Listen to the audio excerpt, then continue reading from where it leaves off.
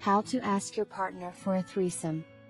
The French word ménage à trois refers to a relationship or living situation in which three people, usually a married couple and another lover, share a sexual relationship. All three people may or may not have sexual relations with each other. The French phrase means household of three in English. It is also used to describe a situation in which three people share sexual relations. This is the most common way to use the word. Some people also use it to talk about any sexual act between three people, which is called a threesome. Ménage à trois, which is when two women are with one man, is becoming more common. This may be because of how it is shown in porn movies. There are also situations where two men and one woman live together, which are also becoming more common. A married woman who has sex with men other than her husband with permission from her husband is sometimes called a hot wife.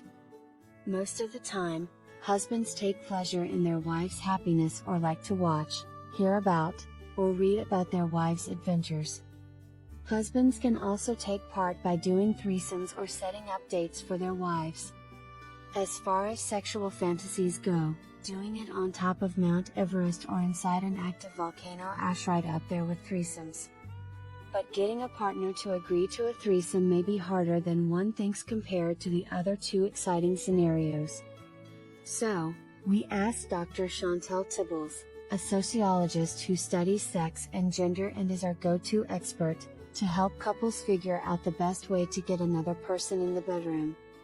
How you make a threesome depends on what kind of relationship you have. As you know, every couple is different. Some couples fight about everything, while others are more like brothers and sisters who make love. So, despite what you might have been told, not every couple can have a threesome. Dr. Tibbles says that for some people, it's great to just say, "Let's do this." For some people, the idea may need to be presented more carefully, strategically, or not at all. Not everyone has to be open to the idea, and they don't have to be. The key word here is strategically, which means that bringing up the subject at all was part of a well thought out plan. Is there a chance that your partner could have sex with other people? Does he or she flirt with multiple relationships and/or danger? Or is this someone who wouldn't feel comfortable with a dog in the bedroom?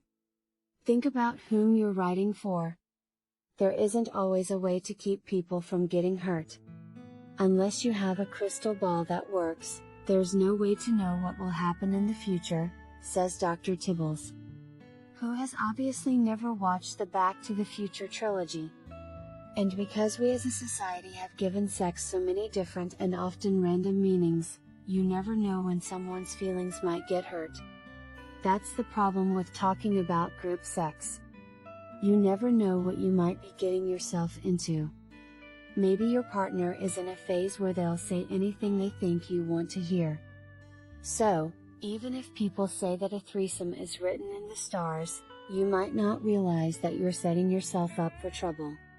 So, says Dr. Tibbles, all you can do is try to find the most respectful and connected way to let people know what you want and what you care about. Putting together a trio is easier than you might think. Welcome to the internet, where if you try hard enough, any app can be a dating app.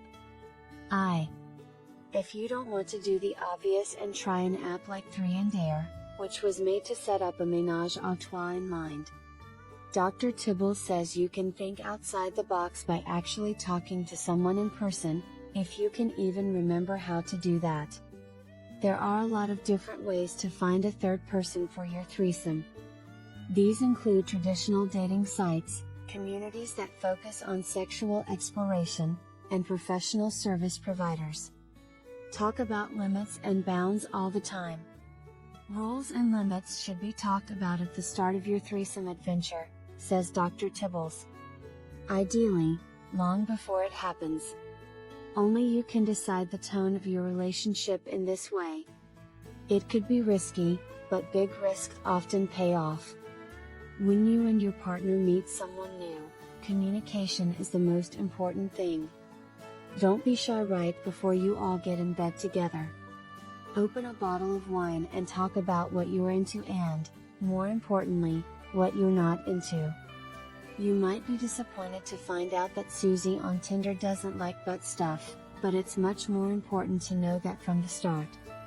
Having some form of a real-time contingency plan is a good idea too, Dr. Tibbles says. Especially if it's your first time, you don't know how you're going to feel about the threesome.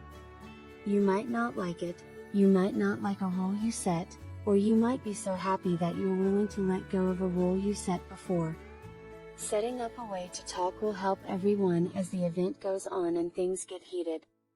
Prepare for what will happen next. One has to wonder what will happen to the relationship when the three of them are no longer together. Like anything in life, new stimuli introduce new possibilities, says Dr. Tibbles. After your first threesome, you may find yourself on a sexual path you'd never thought of before. Or you may find yourself in emotional or relationship turmoil, wondering about the state of your relationship. Listen, you just have to accept that this is a risk you take when you get together with someone you like and a third person you both, hopefully, like. You and your so could have a crazy time, but in the end, you might not feel anything. Or it could make a big difference. When you bring in new circumstances, you also bring in new possibilities. This is a given.